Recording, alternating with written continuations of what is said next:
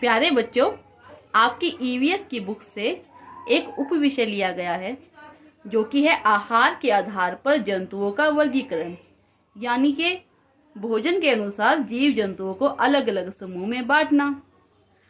आपने अपने परिवेश में कई तरह के एनिमल्स यानी जीव जंतु तो देखे ही होंगे। उनमें से कुछ ऐसे भी होंगे जिन्हें आप अपने घरों में तो देखते ही होंगे, जैसे कि गाय, कुत्ता, बिल्ली, बकरी। कुछ जीव जंतु जंगलों में भी पाए जाते हैं या फिर आपने उन्हें चिड़ियाघरों में तो देखा ही होगा, जैसे कि शेर, बाघ, मगरमच्छ, जिराफ आदि। क्या आपको इन सभी जानवरों में भोजन के आधार पर कुछ समानताएं और कुछ असमानताएं नजर आती हैं? ये एक दूसरे से कैसे अलग हैं और कैसे एक जैसे हैं? जैसा कि आप देख ही रहे हैं, गाय, बकरी, ये दोनों पालतू पशु हैं और हिरन, जिराफ और खरगोश ये जंगली जानवर हैं। लेकिन इनमें क्या क्या समानता है? ये सभी हर्बीवोरस यानी कि शाकाहारी जंतु है, जो सिर्फ वनस्पति जैसे कि घास, पत्तियां, शाक सब्जी इन्हीं पर निर्भर रहते हैं।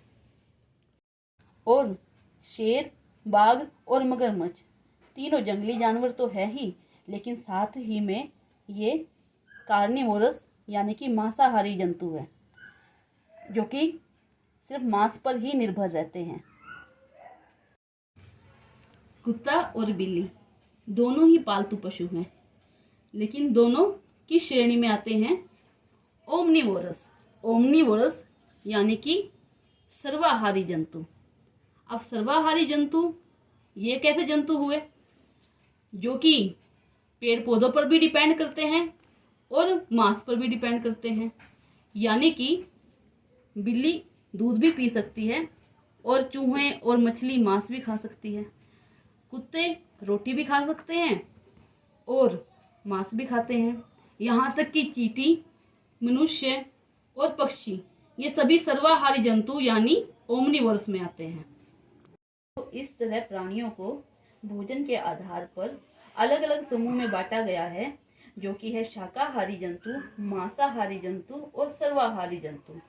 शाकाहारी जंतु सिर्फ घास और पत्तियों पर निर्भर करते हैं।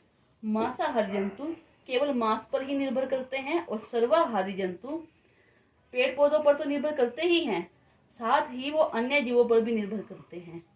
इस तरह इनको हमने अलग श्रेणियों में बांट दिया है। शाकाहारी जंतुओं के दांतों की बनावट समतल यानी कि फ्लैट होती है। उनके दांत शार्प नहीं होते, तेज नहीं होते। वो घास और पत्तियों को इसलिए चबा पाते हैं क्योंकि उनके दांत घास को ग्राइंड करते हैं यानी कि पीसने में मदद करते हैं, ठीक एक ओखली और मूसल की तरह, जिसमें पीसकर हमारी चटनी महीन यानी बारीक हो जाती है। अपने भोजन को चबाने के लिए वे लगातार जुगाली करते रहते हैं। शाकाहारी जंतुओं के दांतों की बनावट समतल यानी कि फ्लैट होती है। उनके दांत शार्प नहीं होते, तेज नहीं होते। वो घास और पत्तियों को इसलिए चबा पाते हैं क्योंकि उनके दांत घास को ग्राइंड करते हैं यानी कि पीसने में मदद करते हैं, ठीक एक ओखली और मूसल की तरह, जिसमें पीसकर हमारी चटनी महीन यानी बारीक हो जाती है। अपने भोजन को चबाने के लिए वे लगातार जुगाली करते रहते हैं।